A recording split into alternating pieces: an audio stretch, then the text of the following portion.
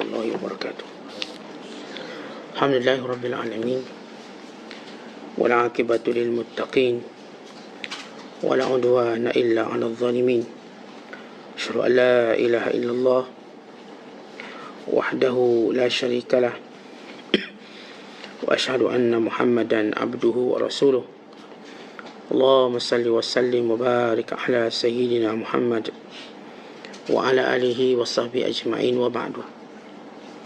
وقال المصنف رحمه الله تعالى ونفعنا الله به وبعلومه في الدارين آمين. Telah berkata Imamul Allamah Syekh Abdul Qadir Al-Jilani, semoga Allah Ta'ala merahmatinya dan kita mendapat manfaat serta barakah ilmunya. Wahai kaum, hendaklah kamu bersifat murah hati serta mengutamakan ketaatan kepada Allah Azza wa Jalla, bukan mengutamakan maksiat terhadapnya. Segala nikmat yang dibelanjakan untuk membuat maksiat, dia khawatiri akan lenyap. Berusahalah dengan melazimkan diri dengan ketaatan kepada Allah Ta'ala sehingga kamu didekatkan kepada Zatnya. Lalu segala pemikiranmu tertumpu hanya kepada Allah dan dengan Allah semata, tidak kepada selain Dia. Maka ketika itu makanan kamu datang dari piring kelebihannya dan kemurahannya tanpa kamu sedari dan maklumi. Yang menjadikan manusia terdinding daripada Allah ialah hawa nafsunya. Dan apabila hawa nafsu itu lenyap dari tengah-tengahnya, maka terangkatlah dinding tadi. Sebab itu Abu Yazid Al-Bistami rahimahullah pernah berkata, aku mimpi Tuhanku. Lalu aku bertanya kepadanya, Tuhanku yang maha mulia, bagaimana jalan menuju kepadamu? Jawabnya, tinggalkan hawa nafsumu dan mari datang kepadaku. Lalu aku pun menyisip diriku dari hawa nafsuku seperti ular yang bertukar kulit. Hanya saja pandangan Allah Ta'ala itu kepada hawa nafsu, tidak selainnya. Sebab itulah dia menyuruh meninggalkannya. Kerana dunia dan seisinya dan segala apa pun yang selain Allah Ta'ala itu adalah menjadi pengikut kepada hawa nafsu. Dunia itu buat hawa nafsu dan kerana dia dicintainya.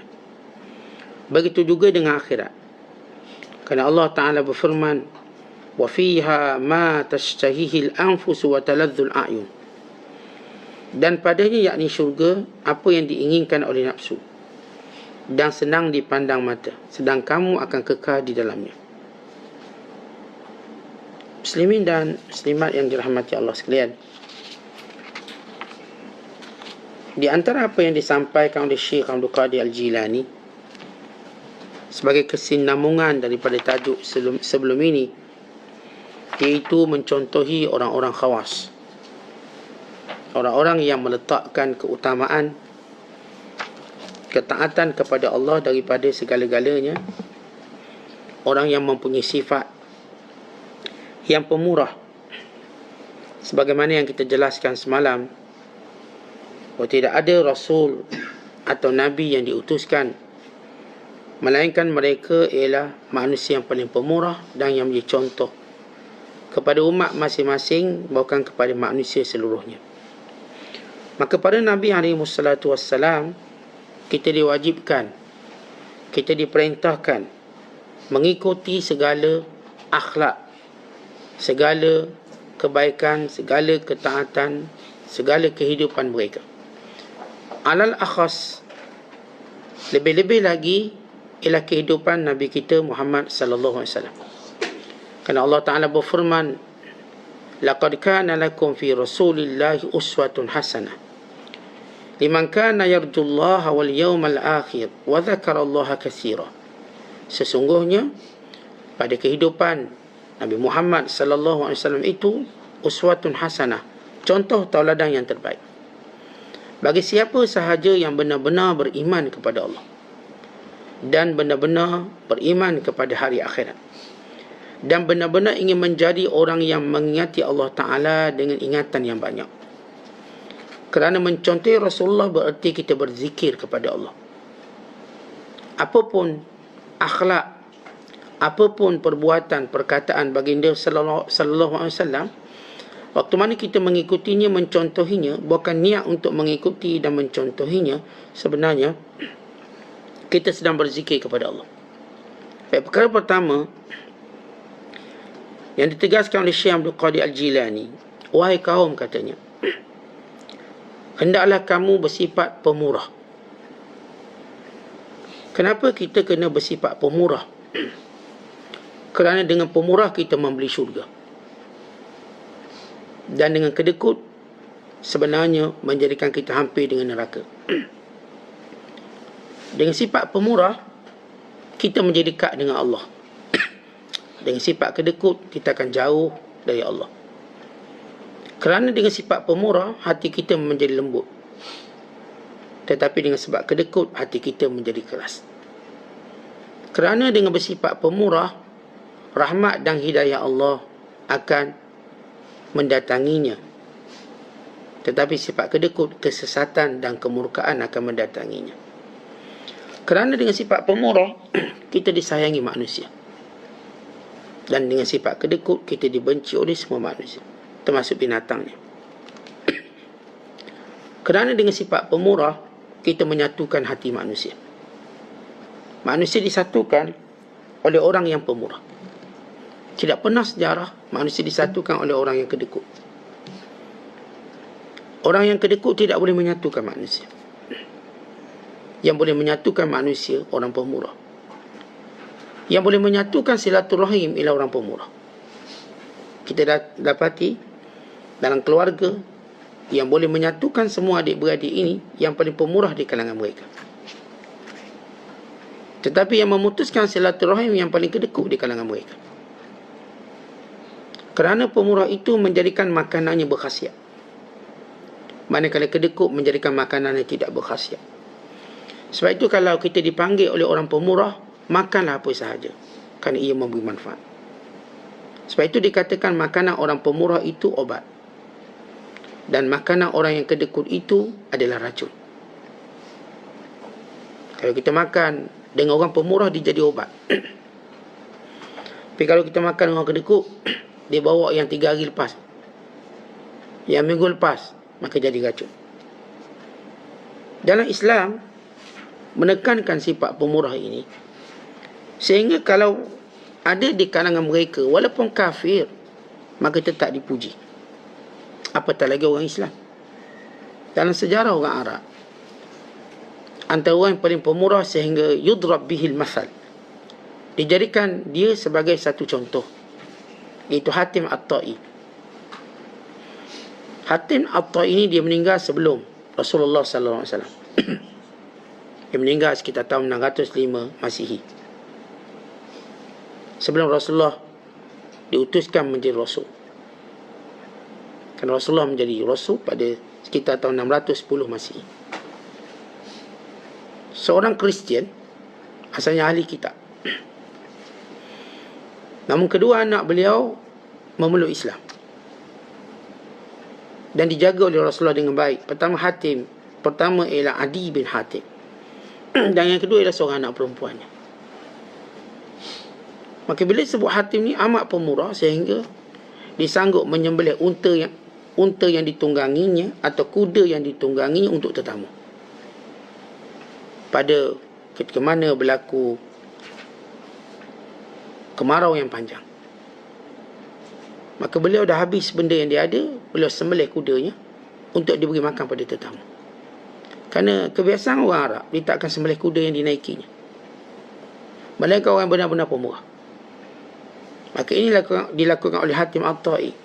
Bahkan dia menyuruh anak-anaknya semua untuk menjadi pelayan tetamu. Dan beliau diberikan kekayaan yang banyak kerana sifat pemurah. Dan tidak ada yang mendatanginya, melainkan dia akan membantu dan menolongnya. Jadi kadang-kadang ada orang bertanya pada Hatim At-Ta'i, ada tak orang lebih pemurah pada kamu? Dia kata, Hatim, ada seorang. Ada seorang ni dia lebih pemurah pada aku. Yang orang ni tak ada orang tahu. Itu seorang lelaki yatim. Dia yatim. Dia dua anak yatim. Orang muda lagi dia. Pernah satu hari saya mengunjungi dia. Saya pergi rumah dia. Dan saya tengok depan rumah dia tu banyak kambing-kambing. Banyak kambing. Adalah kambing. Lalu saya pun datang. Dan dia menjadikan makanan untuk saya. Kepala kambing. Beri kepala. Dimasak dengan elok. Beri. Saya pun makan, kata hati. Makan-makan. Kena kat otak, sedap. Dia kata, tayyib. Wallahi tayyib. Sedap sungguh otak. Yang orang tak biasa makan otak kambing, dia tak tahu. Yang rasa dia tahu. Bila dia makan otak, maka dia rasa seronok. Sedap. Dia kata, sedap lah otak ni. Maka tiba-tiba lelaki ni buat masuk lagi satu lagi kepala. Maka hati makan lagi. Otaknya juga dimakan.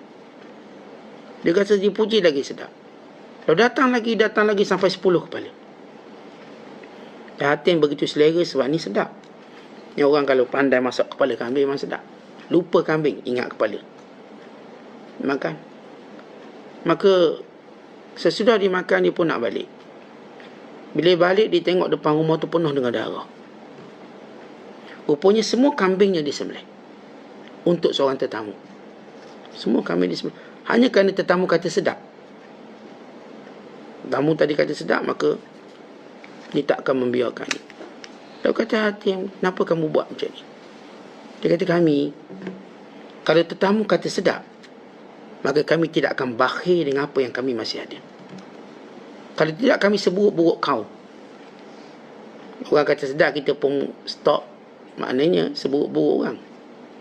Lepas tu kami, bila tetamu kami kata sedap, kami akan tambah lagi sampai mereka berhenti kata sedap.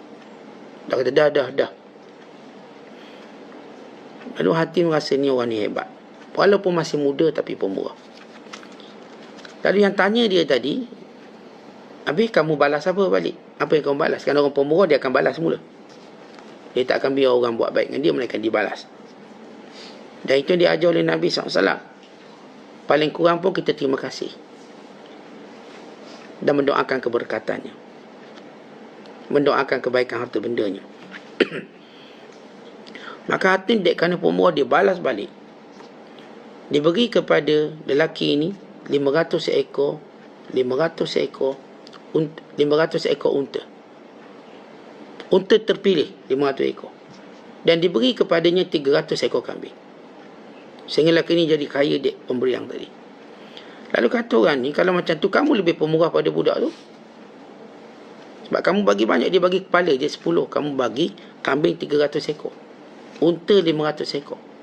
Khamsumi acin naqatin hamra. 500 ekor unta merah. Kalau kita sebut hantar 500 kereta Ferrari macam tu.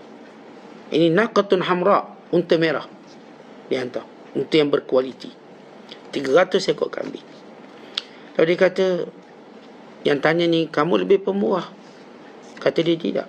Sebab budak tadi, dia beri semua yang dia ada. Aku cuma beri sikit daripada harta aku ni.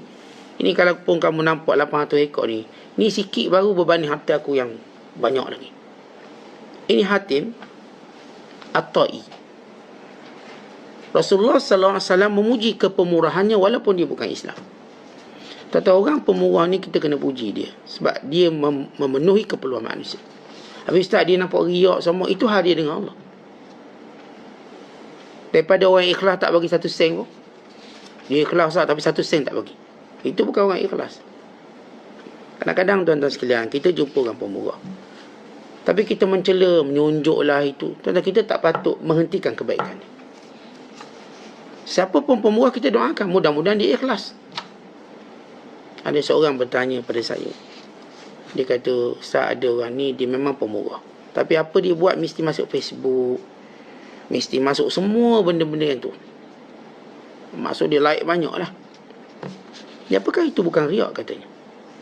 Saya kata yang dia buat baik itu ialah baik. Dan kita belum tentu dapat buat baik macam dia.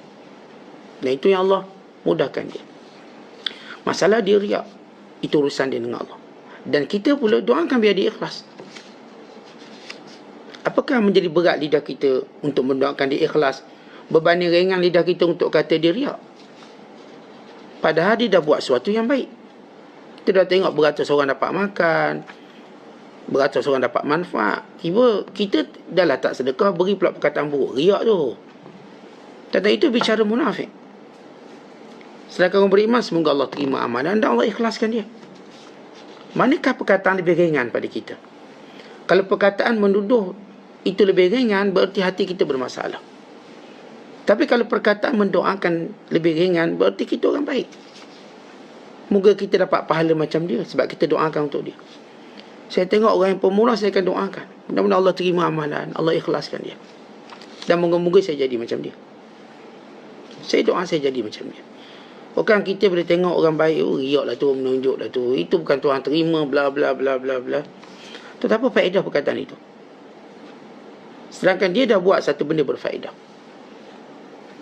Seperti kita nak cuba matikan kemuliaan reputasi dia. Bukan kerja kita. Bukan perangai kita. Kerana itu Nabi SAW mencintai orang pemurah. Satu hari Rasulullah SAW masuk ke rumah Bilal bin Rabah. Tiba-tiba dia dapati banyak kurma. Kurma banyak. Lalu kata Rasulullah, "Ya Bilal, ma hadha?" Bilal, ni apa benda ni? Lalu kata Bilal, "Tamrun udakhirhu." Ni ada kurma-kurma saya simpan ya Rasulullah, nak makan-makan akan datang tahun depan ke.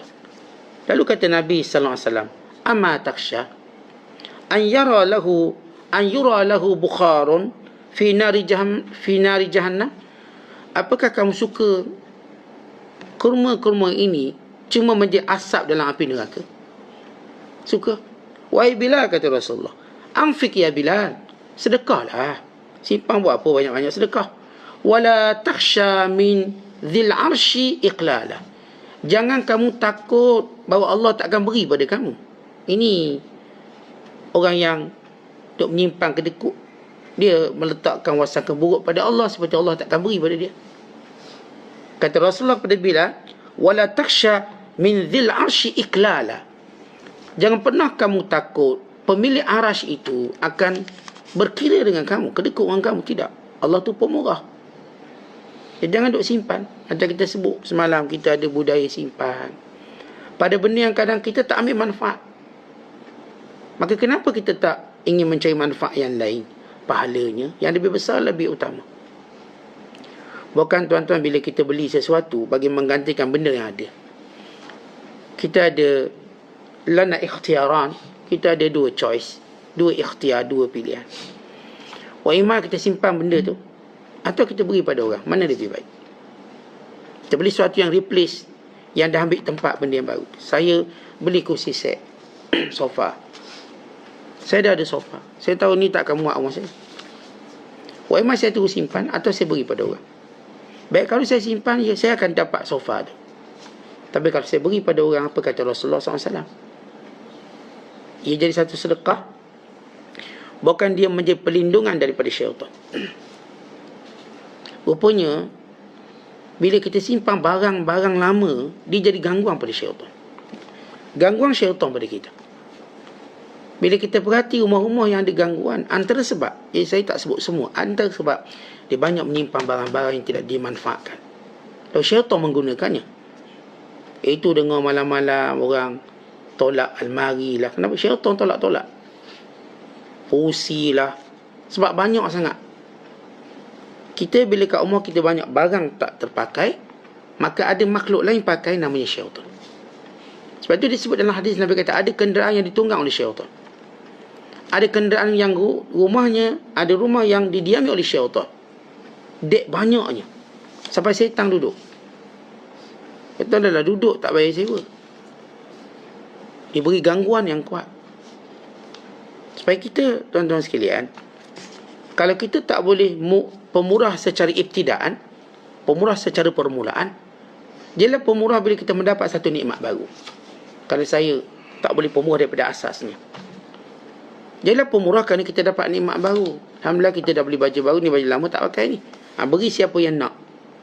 Siapa yang nak. Walaupun ya sedekah paling baik kita beri yang baru, tapi ada orang minat baju lama kita tu. Kerana setengah baju lama kita mungkin kita cuma pakai sekali, dua kali je. Dia ni suka simpan. Jadi kita dah tak boleh pakai sebab saiz dah lain. Dulu saiz kita memang XL. Sekarang 4XL. Itu kalau pakai juga jadi incredible hak. Koyak. Baik, kalau kita sedekahkan lebih baik. Baju anak-anak kita ada orang duit bagus, banyak. Dia beli baju anak-anak berkualiti. Bagus. Dah anak dia dah besar, takkan nak pakai lagi. Maka beri pada orang lain. Dia dapat pahala yang banyak. Bukan, ya Rasulullah menyebut hirzan minasyayatin. Atau kama qala sallallahu alaihi wasallam. Bila kita beri barang yang kita ada pada orang lain, dia akan menjadi benteng daripada syaitan. Yang saya sebut antara sebab gangguan di rumah bila banyak barang-barang buruk kita. Banyak barang-barang lama kita. Cukup barang-barang yang kita perlukan, yang kita nak guna. Tapi kalau kita tak guna, maka berlakulah pemurah. Jadilah orang pemurah. Tak ada seorang sahabat Rasulullah. Dia ni amat pemurah. Namanya Qais bin Sa'ad bin Ubadah. Ni sahabat Rasulullah. Dia punya keturunan semua pemurah. Sa'ad bin Ubadah, seorang sahabat Khazraj, amat pemurah. Setiap kali dimasak, dia akan masak banyak-banyak. Dia akan dicari mana-mana sahabat lain yang tak makan, diberikan. Begitu setiap hari dia masak. Macam kita kan, kita kata, Ustaz, saya dah tak masak, tinggal suami seorang je, Ustaz. Kita ni pandai masak. Dulu pernah lah juara chef dulu kat kampung kita. Suami kita punya suka makan. Sebab tu suami kita kahwin dengan kita, sebab pandai masak. Anak-anak kita suka. Lama-lama anak-anak pun dah tak makan, banyak duduk asrama, duduk universiti. Suami pun banyak makan kat talaki, dah tak makan kat rumah. Kita ni pandai masak. Kita tanya, Jah kan pandai masak. Tak ada orang nak makan dah, Ustaz. Kenapa tak ada orang nak makan? Ramai mana orang lapar nak makan? Kenapa tak masak banyak-banyak dengan skill kita ada, beri pada orang yang tak ada makanan? Dengar ada madrasah tu, tak ada chef, tak ada makanan, kita tolong masak. Skill ada. Barang-barang kita dah beli puyuk belanga kat Langkawi dulu, satu feri. Pinggan mangkuk cukup untuk 10 orang tahlil. Kalau 10 orang mati, pinggan mangkuk kita pun cukup. Banyak pinggan mangkuk. Jadi gunakan kelebihan kita ada. Kita pandai masak.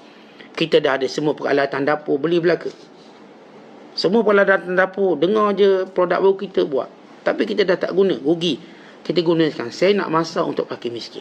Saya nak masak untuk rumah anak yatim. Saya nak cari mana madrasah, saya nak tolong masak. Percuma je. Dengan barang-barang saya ada, duit saya pun ada. Suami kita tak nak makan, anak kita nak makan, ada orang nak makan, dan dia akan mendoakan kebaikan kita. Untung orang ni bila dia tak matikan kemahiran dia. Tapi orang lupa sifat pemurah. Sebab tu Sa'ad bin Ubadah, kalau dia masak, bini dia kena masak banyak. Masak. Ya, anak-anak kita dah besar tak makan pun, makan kat luar. Masak, dan aku akan cari siapa yang akan makan.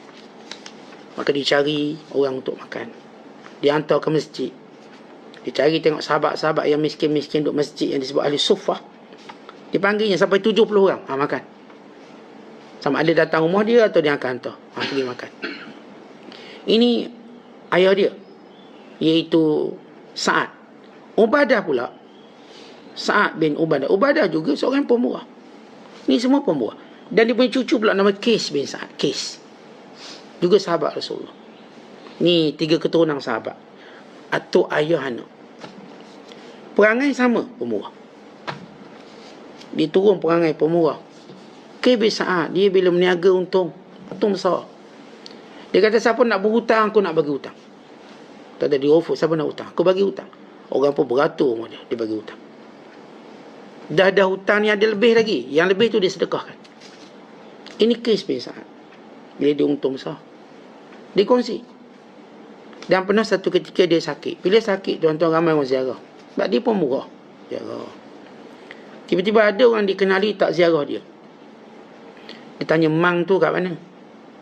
Kawan dia cakap, Mang tu dia malu nak ziarah sebab hutang dia banyak. Dia hutang dengan Qais tu banyak. Malu nak pergi ziarah. Takut ziarah tanya hutang bila nak bayar. Malu. Maka dia pun tak nak lah pergi ziarah. Lalu kata Qais, dia beritahu pada pembantu, buat pengumuman, siapa pun berhutang dengan aku halalkan. Siapa pun. Sebab dia tak nak orang tak ziarah dia sakit. Hanya kerana sebab malu hutang. Datang-datang dia punya khadam pergi buat seruan. Siapa yang berhutang dengan Qais, semuanya sudah dihalalkan. Pernah orang datang, sampai ke muka tingkap orang datang ziarah. Dia tak cukup pintu masuk, pintu tingkap saya masuk. Dia punya ramai orang datang ziarah. Tetapi ini orang pemurah. Orang pemurah bila ramai datang ziarah, lihat keberkatan dia. Sebagaimana orang mati bila datang, ramai orang datang untuk solat. Tentang kadang-kadang kita tidak mengambil kesempatan nikmat yang Allah beri untuk kita menjadi orang yang disayangi oleh Allah dan disayangi oleh manusia. Kita tak ambil kesempatan. Walau kita boleh. Terdapat orang-orang yang pemurah ini, doa manusia banyak pada dia. Apa dia nak takut kefakiran bila dia dapat doa-doa yang banyak? Jadi bila kita baca tentang kes hebat, orang pun tanya juga, kes ada tak orang lebih murah, pemurah pada kamu? Ada. Pernah satu hari aku tersesat padang pasir dengan hujan lebat. Tiba kami jumpa sebuah rumah. Dan aku, pembantuku berteduh. Lalu isteri dia orang perempuan tua. Kata, bang, ada tetamu datang ni bang. Lalu kata suami dia, layanglah dia. Okey. Ni kita sembelih unta lah. Sembelih unta, kata suami dia. Maka dia sembelih unta, makan. Tuan-tuan, tetamu 2 orang tapi sembelih unta. Sebab satu benda kita kena faham, kita bila kita angkat makanan pada tetamu walaupun banyak, tidak disebut membazir. Habis tak, kalau tetamu makan tak habis membazir? Tak membazir. Kenapa lebih tercela pada tu? Kedekut ni lebih tercela daripada membazir. Lebih tercela. Tetamu kita datang, kita takut membazir, kita angkat kurma 2 biji, takut membazir. Nasi sepinggang tak boleh tambah, ikan sekerat. Sebab takut, ustaz, kita bagi seekor tak habis membazir. Ini tetamu kerana Nabi SAW menyuruh kita memuliakan tetamu. Ada tetamu, benda makanan ada buat keluar semua. Biskut-biskut raya buat keluar semua. Sebab tetamu lain macam selera dia, keberkatan dia. Kata kes, dia sembelih seekor unta untuk aku makan berdua. Esok harinya kami masih belum keluar dapat kerana hujan di padang pasir. Dia sembelih lagi seekor unta. Lalu kami kata pada dia, tuan, puan, bukankah unta semalam masih ada? Lebih semalam, perangak je lah. Lalu kata perempuan ni, kami tak beri makanan pada tetamu yang semalam. Kerana setiap hari ialah makanan hari ni, bukan makanan semalam. Kami tak bagi makanan perangak ni, tak ada.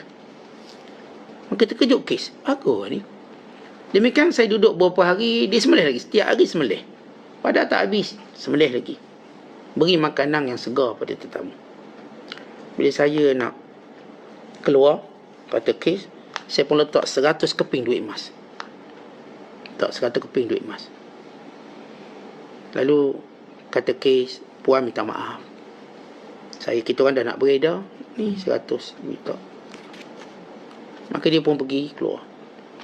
Lama dengar orang jerit dia belakang. Oi, tunggu. Tetamu yang jahat, tunggu sekejap, dia kata. Apakah kamu membayar apa yang kami buat kepada kamu? Kamu telah memalukan kami. Itu suami dia kejar. Bawa tombak satu. Kata suami dia, sama ada kamu ambil balik duit ni, ataupun aku tombak kamu. Kalau hari ni aku tembak kamu, dulu tombak kamu. Kita terkejut. Ada orang dia pemurah luar biasa. Kalau kita nak balas dia marah, mau ditembaknya kita mati. Ya, ada orang macam tu. Sebab tu kadang-kadang setengah, ni biasa saya tengok setengah orang yang pemurah, dia boleh berbalah kedai makan, siapa nak bayar? Yang kata aku nak bayar, ni kata aku nak bayar, ni dah masuk ke dapur bayar. Ada orang dia pemurah, sebelum makan dia dah bayar dulu, takut orang lain bayar. Ada orang tengah makan, dia bangun senyap, dia bayar dulu. Ada perangai-perangai yang begitu luar biasa pemurah, sehingga dia sanggup berperang untuk pemurah, berperang. Kau jangan bayar. Kau bayar, aku tak ngaku saudara. Aku tak ngaku saudara dia. Kalau kau bayar, aku tak nak lagi kawan kau. Kalau kau bayar, kau bukan sahabat aku. Yang ayat-ayat dia, ayat menakutkan kita. Tapi itu lambang pemurahnya. Ni lelaki ni, tuan-tuan kata kes, dia nak bunuh aku kalau aku tak ambil balik duit. Ambil balik duit. Dia memang yang buat kebaikan boleh memaksa. Dia boleh kata ambil balik. Sebab saya dah buat dengan percuma, awak bayar kenapa? Saya tak akan ambil. Maka ini sifat pemurah, dan mereka ini semua orang-orang yang hebat dalam Islam. Dan yang paling pemurah ialah Nabi SAW. Kata Rasulullah, kalaupun kita cerita hebat tadi, tak ada seorang pun boleh melawan sifat pemurah Rasulullah. Bukan pemurah Nabi seperti angin yang bertiup. Bukan pemurah Rasulullah, Nabi tak pernah kata tidak. Bukan pemurah Rasulullah, Nabi pernah suruh sahabat mengambil sesuatu atas nama dia. Tak apa, aku tak ada duit, tapi pergi kedai tadi ambil barang, letak nama aku, Rasulullah akan bayar. Bayangkan sifat pemurah Nabi SAW, yang tidak pernah berkata tidak. Sehingga kata Badui tadi, cepatlah kita beriman dengan lelaki bila dia beri dia tak takut fakir. Rajulun idza a'ta lam yakhshal faqr. Lelaki yang dimaksudkan Nabi SAW, bila mana dia beri dia tak pernah takut miskin. Itu antara hebat keyakinan seorang pada Allah, bila dia beri dia tak rasa duit dia habis. Oh, ini hebat. Kita baru niat nak beri dah rasa duit habis. Nak bagi nanti habis, baru niat. Oh, jauhnya kita.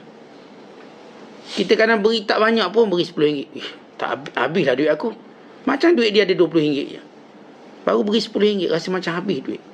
Tetapi ada orang yang Allah beri sifat, dia beri seperti duit dia tak habis. Dan memang Allah Ta'ala akan terus gandakan kebaikan dia. Tetapi bila kurang keyakinan kita, maka bertambahlah kedekut kita. Kalau kuat keyakinan kita, bertambahlah pemurah kita. Itulah sifat para Nabi. Ini asas pertama, itu bersifat pemurah. Kemudian kata Syekh, lepas cerita tentang pemurah, penting bersifat pemurah, utamakan ketaatan pada Allah, bukannya maksiat. Tentang mana-mana kebaikan, kita bukan sekadar buat, kita sokong, kita suka, kita tolong. Mana-mana kebaikan. Mana-mana kejahatan, bukan sekadar kita tak buat, kita tak sokong, kita tak suka, kita tak akan beri satu sen pun dalam perkara maksiat. Sebab itu kata Hasan Basri, duit ni kalau kita belanja dan ketaatan, tidak ada pembaziran. Tapi kalau kita belanja 10 sen je, berapa sen je dalam maksiat, itu pembaziran. Pembaziran yang nyata. Jadi kita bila tengok kebaikan, berusaha bukan sekadar buat, sokong. Saya kalau tengok orang buat baik, walaupun dia cerita dalam Facebook dan sebagainya, kita akan sokong. Ini benda baik. Biar dunia ini penuh dengan cerita-cerita kebaikan. Dia bukan riak. Saya dah kata riak itu urusan dia dengan Allah, bukan dengan kita. Kita tak boleh nak judge hati orang. Tapi saya suka kalau seorang tunjuk kebaikan. Saya suka bila seorang itu cuba menceritakan kebaikan untuk dikongsi. Mudah-mudahan ada yang mengikutinya. Mudah-mudahan ada yang mendoakannya. Mudah-mudahan ada yang juga prihatin untuk membantu orang ni. Nabi SAW bukan sekadar buat baik, Nabi suruh sahabat buat baik. Kadang-kadang Nabi tolong viralkan orang ni supaya orang ni ditolongi. Nabi pernah bawa seorang lelaki, Nabi kata, siapa yang boleh menerima dia sebagai tetamu? Tetamu. Nabi viralkan. Sebab ini tetamu yang kelaparan. Sehingga ada sahabat yang sanggup menerimanya sebagai tetamu dan berpakat dengan isterinya. Nanti bila tetamu makan, padamkan api, aku pura-pura baiki supaya tetamu kita dapat makan banyak. Sehingga ia menjadi satu kisah yang agung. Dan Nabi SAW pernah satu hari, tuan-tuan sekalian, sedang berkhutbah. Masuk seorang lelaki miskin, namanya Sulaik Al-Ghatafani, dengan bajunya menunjukkan kemiskinan. Dia pun duduk. Ketika Nabi berkhutbah, Nabi bercakap dengan dia, As-sallaita ya fulan? Wahai Sulaik, kamu dah solat? Jadi maksudkan solat tahiyatul masjid. Setengah menyatakan hadis ini maknanya solat qabliyah Jumaat, waktu Rasulullah berkhutbah Jumaat. Apakah kamu sudah solat? Kata Sulaik, belum. Qum fasalli raka'atain, bangun dan solat 2 rakaat. Kata Syekh Muhammad Ghazali dalam komentar beliau hadis ini, kata beliau, Rasulullah bukan sekadar nak suruh Sulaik tahu tentang adab masuk masjid, walaupun tengah ketika khatib sedang berkhutbah, solat 2 rakaat. Tetapi Rasulullah SAW juga nak promosikan Sulaik kepada semua sahabat. Bayangkan waktu Nabi cakap dengan Sulaik, semua orang akan tengok. Tentang kalau khatib cakap dengan orang tu, kita pun akan tengok semua orang tu. Bila dia tengok, dia orang akan tatap atas bawah, ternyata Sulaik orang miskin. Rupanya antara hikmah Rasulullah SAW bercakap dengan Sulaik dalam khutbah supaya orang tahu keperluan Sulaik. Ternyata dia orang miskin, lihat pakaiannya, lihat lambat ke masjid kerana urusan keluarganya. Supaya para sahabat semua berfikir lepas Jumaat ni nak bantu apa dia ni. Barangkali beri baju baru ke. Barangkali tanya dia, kau kerja apa sekarang? Berapa gaji sebulan? Kau kerja gaji 500. Tak apa, kerja dengan aku gaji 1000. Cukup untuk keluarga. Anak-anak sekolah okey? Okey, tapi PDPR ni susah sikit. Dia orang tak ada telefon. Tak apa, aku bagi telefon. Contohnya begitu. Seorang Rasulullah tunjuk dan para sahabat buat. Jadi bila kita sebut utamakan ketaatan, kebaikan, bukan sekadar saya buat, saya juga promosi. Ada benda kita tak boleh buat semua, tapi saya suka orang buat. Dan saya nak benda ni tersebar. Termasuklah kita tuan-tuan, kadang-kadang benda mudah kita share kuliah je. Share kuliah, pergi kuliah. Biarlah kawan tu terbuka je dapat 30 saat, okey, dapat pahala pada kita. Benda mudah kita tak nampak. Saya suka kuliah, dan saya suka juga suka orang dengar kuliah. Walaupun saya kata dia buka secara tak sengaja, datang notification tanbih, apa benda pula, dia pun terdengar sepatah perkataan mungkin yang menjadikan dia insaf, maka saya dapat kebaikan banyak. Kemudian kata Syekh Abdul Qadir lagi, segala nikmat yang kita buat maksiat akan hilang. Bila sebut perkataan dikhawatiri, hilang, lenyap. Memang setiap nikmat, bila mana kita buat maksiat, paling tidak dia akan hilang berkat. Kemudian dia akan hilang fungsi. Kemudian dia akan hilang selamanya. Contoh, kita ambil anak. Anak kita, tuan-tuan sekalian, bila kita tak letak dia pada ketaatan, kita tak pernah suruh dia solat, tak pernah suruh tutup aurat, tak pernah suruh dia mengaji Quran, tak pernah suruh dia sekolah agama, tak pernah dia ajar dia taat pada Allah, maka anak ini hilang berkat dia. Pasti anak ni tak akan doakan untuk kita. Kemudian dia hilang fungsi dunianya. Patut anak jaga kita, itu fungsi dunia. Patut anak tolong kita, patut anak ulur duit kat kita bila kita susah. Tapi fungsi itu tak ada. Kemudian dia hilang terus daripada diri kita, hilang. Dia pun hantar Baitul Musinin ataupun Baitul Uzzah, kata orang Arab. Itu rumah orang tua yang kita dah sebut semalam. Bila seorang hantar mak ayah orang tua, dia berdosa besar. Kalau dia memutuskan silaturahimnya, dia mengabaikan tanggungjawabnya. Tapi Ustaz, kalau lah saya bukan hantar orang tua Ustaz, tapi ada sesuatu tu dia buat pondok, pusat pengajian, mak saya pun suka mengaji Ustaz, jadi saya nak hantar sana lah. Saya selalu jenguk selalu, bayar duit. Dan saya selalu cakap, mak, kalau mak nak balik anytime.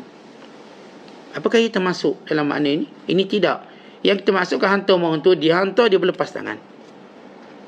Tapi ada setengah mak ayah kita, bila dia duduk rumah kita pun, kita duduk kerja siang malam, dia boring juga. Kau hantarlah mak ke pondok, kau hantarlah mak rumah orang mengaji. Maka kalau kita terpaksa hantar sebab komitmen kerja kita, ya boleh, dengan syarat. Dan syaratnya begitu ketat.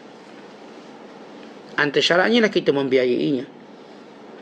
Antara syaratnya kita sentiasa berkata, kalau mak nak kembali sebelum rumah saya anytime. Kalau mak rasa tak sedap duduk pondok ni, tak sedap, tak seronok, ialah kadang-kadang orang kita, tuan-tuan, bila diinsaf, dia pun nampak pondok, maka dia ingat pondok tu sedap lah. Mula-mula memang sedap, lama-lama orang tak biasa hidup cara pondok ni, dia pun bosan. Kenapa pondok tak ada astro mana boleh tengok dia? Bosan dia. Tengok duk mengaji. Ish, pagi bangun awal. Mula-mula okey, lama-lama sebab semangatnya tidak kuat. Maka kita kata pada mak ayah kita, kalau mak nak kembali semula rumah saya anytime. Mak call, saya datang. Saya lebih laju pada Food Panda datang, lebih laju pada Grab Food datang. Mak kau, okey, aku tak nak di sini, kau ambil. Okey, anytime, ambil. Siap. Senyum kita, seronok. Dan yang ketiga, kata ulama, kalau nak hantar orang tua boleh. Kita sentiasa jenguk dia. Kau terpaksa juga hantar, jenguk dia selalu. Jenguk, tengok. Kita jangan putuskan silaturahim. Dan yang keempat, bila mana kita nak hantar juga orang tua, pasti kita nak hantar, kita kena sentiasa pujuk dia untuk balik rumah kita. Boleh hantar, tapi sentiasa pujuk, mak, duduk kita lah bagus. Di sini mak kan saya tu sangat. Ada mengaji lah sini, bagus, ustaz mengajar subuh maghrib. Tak apalah mak, duduk rumah saya, nanti kita pergi sama-sama kuliah dekat rumah pun ada. Kita sentiasa pujuk dia balik. Kalau kita boleh buat 4 perkara tadi, silakan. Kau nak hantar, setengah orang nak hantar, nak pisahkan mak di tempat tertentu, tuan-tuan boleh buat 4 perkara ni, buat. Tapi kita rasakan berat. Yang kebanyakan berlaku, yang ini yang disebut difatwakan oleh ulama dosa besar, ialah mereka letak dan mereka tak peduli. Ada satu video dia hantar pada saya, Anak ni dibuang ayah di tengah jalan, 10 tahun tak pernah peduli. Dan ayah ni pula lumpuh, tak boleh jalan kaki dia. Duduk di atas kat jalan tu 10 tahun. Bayangkan. Menjadi kehairan orang dipikir, macam mana orang ni makan? Macam mana orang ni? Duduk pula tu, orang tua tu. Bayangkan anak dia buang dia dan tak pedulikan dia. Bukan sehari, 10 tahun. Asyarus ini berlaku di Mesir. Sebagai contoh pengabaian. Seperti ingat bila kita, kadang-kadang bila kita melihat benda itu berlaku, betul anak tu memang salah. Memang salah. Tapi kita yang mulakan kesalahan tu. Bila anak abaikan kita, memang anak tu salah derhaka. Tetapi pengabaian anak bermula daripada kita. Kita tak beri dia agama, kita tak ajar dia. Akhirnya dia berfikir songsang. Itu saya kata bila nikmat tak digunakan untuk mentaati Allah, dia hilang berkat dia. Dia hilang fungsinya, kemudian dia hilang terus. Itu yang ada anak 14 macam tak ada anak. Yang ada anak 10 macam tak ada anak. Anak haji mana? Berapa anak? Anak saya 8 sah. Mana? Seorang pun tak balik. Seorang pun tak jenguk. Semua sibuk. Dia ada 10 macam sama orang tak ada anak. Bukan hatinya lebih remuk daripada orang tak ada anak. Orang yang tak ada anak memang sedih lah. Sampai ketua tak ada orang jaga. Remuk, sedih. Yang ada anak dan anak dia tak ada dengan dia, lagi remuk. Lagi remuk. Demikian nikmat itu bagaimana dihilang. Duit kita pun sama. Kalau kita letak pada maksiat, maka berkat yang pertama hilang. Kemudian fungsinya kemudian hilang. Sebab tu tuan-tuan, kita nak cari berkat-berkat ni dulu. Sebab berkat ni yang pagar nikmat tu untuk kekal, berfungsi dan kekal bersama kita. Kerana itu kita disunatkan doa keberkatan pada harta, keberkatan pada keluarga. Siapa pun buat baik pada kita, kita doakan keberkatan pada harta dia, pada keluarga dia. Berkat biar ada. Orang baru kahwin, kita sebut barakallahu lakuma wa barakallahu alaikuma wa jama'a bainakuma fi khairin. Allah berkati kamu berdua, Allah berkati atas kamu berdua, Allah himpunkan kamu dalam kebaikan yang banyak. Kenapa dia doakan keberkatan-keberkatan? Biar si suami, si isteri ada berkat. Bila ada berkat, dia ada fungsi. Bila ada fungsi, dia akan kekal. Tapi bila hilang berkat, fungsi pun hilang. Bila fungsinya hilang, maka dia pun hilang. Sebab sesuatu bernilai kan ada fungsi. Kalau benda tu dah tak fungsi, kita pun nak buang. Dah telefon ni dah tak nyala, buat apa? Simpan, buang. Kerana fungsi tak ada. Maka ini bagaimana nikmat itu hilang. Kemudian kata Syekh, berusahalah untuk kita lazim mentaati Allah. Kerana makin kita dekat, kita mentaati Allah, makin kita akan dekat dengan Allah. Waktu itu pemikiran kita hanya dengan Allah. Dan waktu itu kita akan dapati kurniaan Allah datang tanpa kita sangka. Akhirnya Alhamdulillah, ni berjaya, ni berjaya, ni berjaya. Semuanya tanpa kita sangka. Anak kita pun berjaya. Anak kita cuma hantar dia mengaji Quran. Dia bersemangat pula nak mengaji, dia mengajar pula Quran. Maka ini semua kurnia Allah Ta'ala pada kita. Kemudian kata Syekh, setiap kita ni ada nafsu. Aku pernah bermimpi bertemu Allah. Dan aku bertanya kepada Allah, bagaimana jalan menujumu ya Allah? Maka Allah menjawab, tinggalkan hawa nafsu, datang kepadaku. Baik, bila kita sebut tentang mimpi jumpa Allah, apa pandangan ulama? Kata Imam Nawawi rahimahullah dalam syarah Sahih Muslim, menakalkan kata-kata daripada Imam Al-Qadhi Iyad.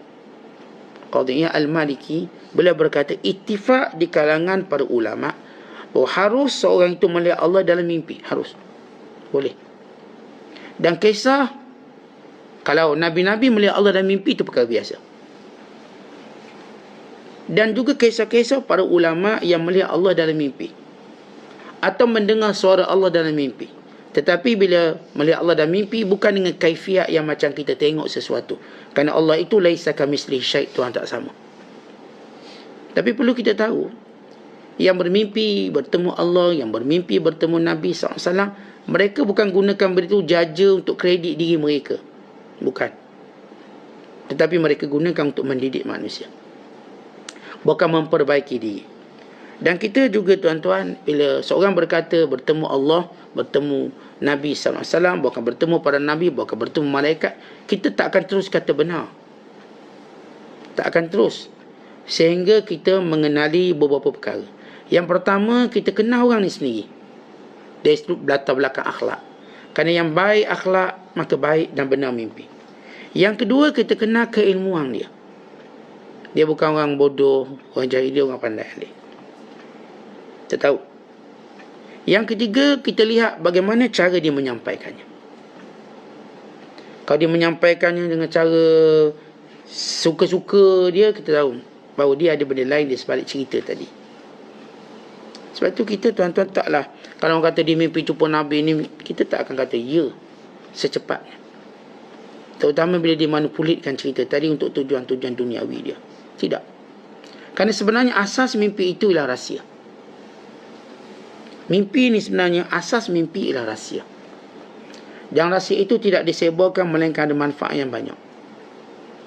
Dan rahsia tidak boleh disebarkan untuk mendapat kesombongan dalam mimpi tadi. Kerana Allah Ta'ala bila mendatangkan mimpi, sebenarnya Allah menguji kerahsiaan seseorang. Sejauh mana kita berahsia? Kalau kita ni tak berahsia, duk kebel merata, seperti nak tunjuk kita istimewa, akhirnya kita akan tercedok dengan mimpi sendiri. Rupanya bukan itu yang kita lihat, lain kita lihat. Jadi kalau kita sebut orang kata mimpi jumpa Allah, mimpi jumpa Nabi, kalau keilmuannya kita yakini, maka boleh. Tapi ilmu pun tak ke mana. Ibu kata mimpi jumpa Tuhan, senang no kamu ni, macam mana Tuhan? Mimpi jumpa mak ayah pun tak. Terus langkah jumpa Tuhan. Bila latar belakang dia diragui, maka tak boleh dipercayai. Apatah lagi kalau dia bawa kerosakan. Saya mimpi jumpa Tuhan, Tuhan kata semayang ni 1 rakaat je, benda banyak-banyak. Kerosakan. Sepakat ulama, apa pun mimpi tidak boleh mengubah syariat. Imam Zarqani cerita satu kisah. Imam Zarqani ialah yang syarah kitab Muwatta. Bila beliau cerita satu kisah, ada seorang hamba Allah mimpi. Di mimpi jumpa Nabi SAW. Rasulullah kata, pergi tempat ni kamu gali, di sana ada harta, itu milik kamu semua. Tak payah beri 1/5 kepada Baitul Mal. Aku orang ni pun dia sedar mimpi, dia pun pergi tempat yang Rasulullah tunjuk. Digali-gali jumpa harta karun. Dalam kaedah Islam, siapa pun yang jumpa harta, kata Rasulullah, wa fir rikazi khumus. Pada harta yang dijumpai 1/5 perlu dizakat. Zakat paling tinggi sekali ialah zakat rikas. Sebab harta tu kita jumpa secara mudah. Harta karun, gali-gali jumpa. Lalu mereka bertanya pada ulama. Sebab dalam mimpi tu Rasulullah kata jangan beri 1/5 tu pada, jangan keluarkan zakat, ambil semua. Izzuddin bin Abdul Salam kata, ya dia ambil, tapi dia wajib mengeluarkan zakat. Sebab itu syariat. Maknanya, tuan-tuan sekian, sepakat ulama, kalau kita mimpi, bila berkait dengan hukum hakam, dia tak boleh ubah hukum hakam yang dah maklum. Semayang kita ada 5 waktu. Puasa Ramadan. Kalau kata saya mimpi jumpa Allah, Allah kata Ramadan tahun ni tak payah puasa sebab SOP. Tak payah puasa. Misalnya dia kata, ini fasik. Mimpi tidak boleh mengubah syariat dengan sepakat ulama. Syariat kekal syariat. Kalau ada seorang bermimpi, dia kata, Ustaz, saya mimpi jumpa Nabi. Nabi kata, kamu tak payah pakai tudung. Tak payah pakai tudung. Dia pun start itu tak pakai tudung. Maka ini zindik, fasik. Dan mimpi tidak boleh mengubah syariat. Secara automatik kita tahu mimpi itu salah. Jadi bila Abu Yazid Bistami kata mimpi jumpa Allah, ini pandangan ulama terhadap mimpi jumpa Allah. Tapi dia bukan dengan cara kita melihat manusia dan sebagainya. Ia dengan gambaran yang diketahui oleh orang mimpi saja.